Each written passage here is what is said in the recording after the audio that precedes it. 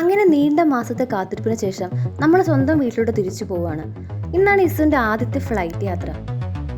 എല്ലാവരും നല്ല എക്സൈറ്റഡ് ആണ്. അതുപോലെ തന്നെ ഫ്ലൈറ്റിൽ കയറുമ്പോൾ ഇവൾ എങ്ങനെ പെരുമാറുമെന്ന് ഓർത്ത് നല്ല ടെൻഷനും ഉണ്ട്. പപ്പയും മോളും നല്ല കളിയിലാണ്. ഇങ്ങനെ കളിച്ചുകൊണ്ടിരുന്നാൽ മതിയോ? എന്നാൽ നമുക്ക് ഫ്ലൈറ്റിലോട്ട് പോകാം. അങ്ങനെ നമ്മൾ അകത്ത് കയറി.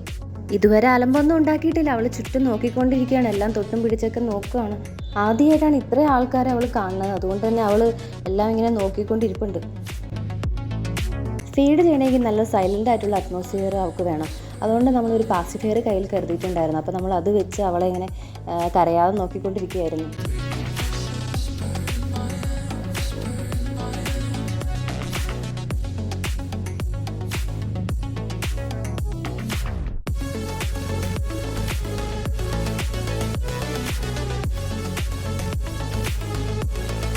ഫ്ലൈറ്റ് പൊങ്ങിയത് അവൾ തനി സ്വഭാവം പുറത്തെടുത്തു. കരഞ്ഞ് അലമ്പുണ്ടാക്കാൻ തുടങ്ങി. എല്ലാവരും ശ്രദ്ധിക്കാൻ തുടങ്ങി.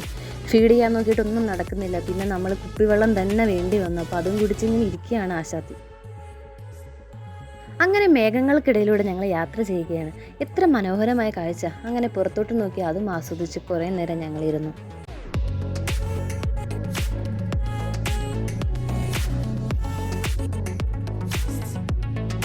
ഇസും പപ്പയും നല്ല സുഖമായിട്ട് കിടന്നുറങ്ങി.